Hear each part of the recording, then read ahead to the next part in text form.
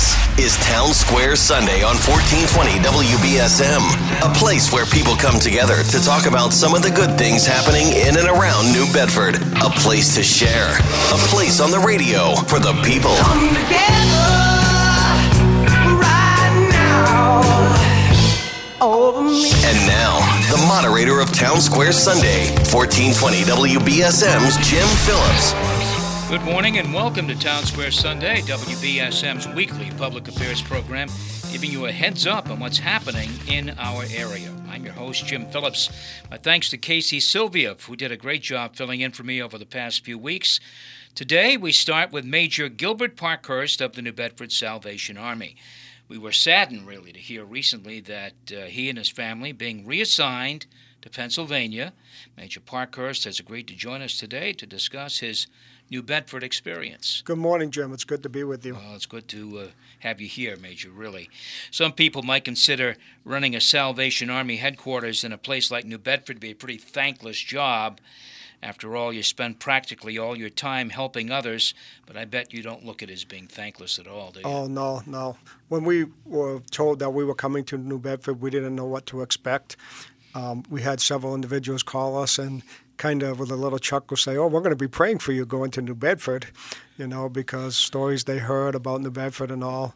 But I have to say, we came to love the city and the people here, and the way that we've been allowed to make a difference in people's lives. And we've seen that especially in the last couple of weeks. The many individuals that have invited us, to farewells and all to say thank you. In the feeding program that we have, the individuals, they're sad, to see us go. They say it's just not going to be the same without you. And, that's the greatest thanks you can get. How long was your stay in New Bedford, Major? Oh, it's a little bit longer than most Salvation Army stays. They're usually around 5 years. We've been here for 11 years. And if I forget how long I've been here, I just have to look how old my youngest son is. He was born a month after we arrived. Sure. So that was a highlight, birth of your son, clearly, yes. But there were some other highlights as well. What do you consider to be among your most important work here? Well, to see the individuals whose lives have been changed really is what has impacted us. We see individuals that have come into our feeding program and they're down and out. And we see, we work with them and talk with them, and to see how their lives have been changed. We have individuals that have come through our feeding program that are now some of our best volunteers. When we have disasters and all, around the country, these individuals step up and will go and volunteer there. So I think that's been some of the greatest things that we've seen. You have to have volunteers to make a Salvation Army headquarters work. I know you have volunteers from all walks of life down there. You mentioned Yes. some folks homeless who have picked themselves up a bit and now volunteer for you, but there are volunteers from all walks of life that help you. Is that correct? Yes. Recently we had what we call a social service audit from our headquarters, and when they came down, they were amazed to see how many people we have helped, in the past year. And then they look at the staff that we have. We have one full-time person and 3 part-time individuals, and the rest is all volunteers. And they were just amazed to see, as I said, the amount of work that's accomplished with that part-time staff. So we have individuals, as I said, that have come in through our feeding programs, through our social services, that want to give something back to us. We have businesses, service clubs and all, that will come, especially at Christmas time. Last year, we helped over 2,400 families in the community, and there's no way we could do that on our own. So it's, through the support of all those volunteers. And, literally hundreds of volunteers that have stepped up. Yeah, we figured it out at Christmas last year. We had over 1,300 volunteers, and we figured how many hours they worked. And if we were to pay them, for that time, even the minimum wage, we estimated it'd be about $50,000 to $60,000 that they saved the Salvation Army. Now, I know last year in the Red Kettle Drive, maybe it was the year before, you found some pretty different kinds of things in that kettle, and one of them, I think, was a diamond ring or a piece of jewelry or something. Yeah. Have you got any stories like that, some different things? I haven't got any of the big items in. I did receive a gold bill So we're still waiting for the person to give us the value of that. So that's what the most exciting thing that we found in the red cattle. Uh-huh. So what, in terms of some other highlights, knowing you, I think you probably say there's a highlight every day in terms of dealing with people and getting people to step forward and consoling people. I mean, that's a highlight. That's something that you do. Right. And also highlights is, the connections that we made in the community with the city of New Bedford and the surrounding communities, and the way that we work together with them, going out in the middle of the snowstorms and feeding their workers. But to see individuals that come in and that are hurting, and be able to pray with them and to give them some encouragement. We have an individual that came into our social services, and he had cancer, and they didn't give him long to live. So my office staff called me into the office, and we talked for a while, and we prayed with the gentleman. And guess what? His cancer's gone now. So, that you can't beat that highlight. I guess not. No. So, but we have opportunity, and it's more, what we do at the Salvation Army is more than just giving out, a bag of food or giving out some clothes or something at Christmas. We want to see, okay, what's happening in your life, and how can we help you better yourself? As we say for many years, we don't want to just give a handout. We want to give a hand up to help the individuals. There's some other programs you've established here and have been a part of, as you made reference to, really. And they really involve getting people involved in their community.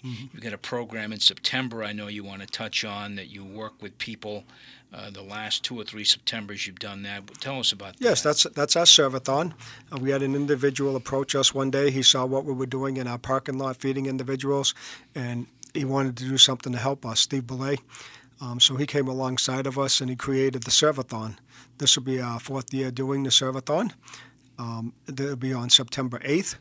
And it's nice because it not only helps the Salvation Army in mobile ministries, but it also helps the community. This year we have 5 projects in the community that we'll be doing. One of them is painting at a library. The other one, and there's several others in the community.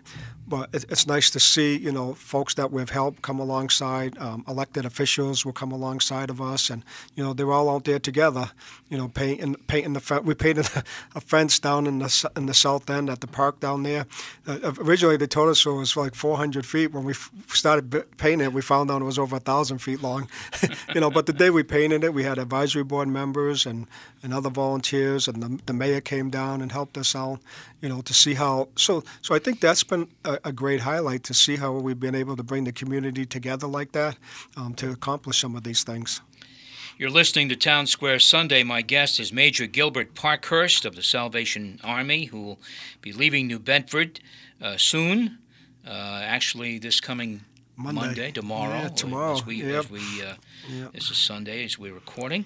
And you'll be leaving New Bedford for a new assignment in Pennsylvania. Tell us about that new assignment. Yeah, it'll be in East Stroudsburg, Pennsylvania, which is in the Pocono Mountains. I've been able to find a little bit about what we'll be doing. Same as here, overseeing the work of the Salvation Army there. One of the nice things there is they have a big program for homeless. They have a shelter for homeless men and homeless women, and then they have 3 townhouses for homeless families. So we'll be overseeing that work. I don't know much more than that at this point. It's like when I came here, I didn't know what to expect. Yeah, but nobody's called you from there, and nobody's called you and said, "Oh, you're going to Pennsylvania?" Yeah, we're praying for you. Nobody's done that yet. Right. I was stationed in Wilkes-Barre, Pennsylvania, prior to coming here, which is approximately an hour from East Stroudsburg. Yeah. And one of the reasons that they're sending us there is because my wife and I have experience in our previous appointment working with homeless families. So when they were looking at, the need and who they have that they could put there, that's why that they chose us to go there. Your family excited about the move? Oh, the mixed feelings, Yeah. My oldest boy, he's going to be a sophomore next year. He said, "Dad, when I came here, I was 3 years old. It didn't matter. Now I'm 14, and it does matter." So, but he understands. He said he understands. God has called us to this ministry, My youngest son, he seems to, whatever, happens. As long as they have a good basketball program, they said they'll be okay. But, as I said, there's mixed feeling. They love the community here. They've been going to Nazarene Christian Academy, and they love the school. They love the people there. So, that's what's going to be a big change for them. Have you met your replacement? I met him over the weekend. It'll be Majors Amanda and Michael Young. They're coming in from Sharon, Pennsylvania. They have 4 children. Yeah.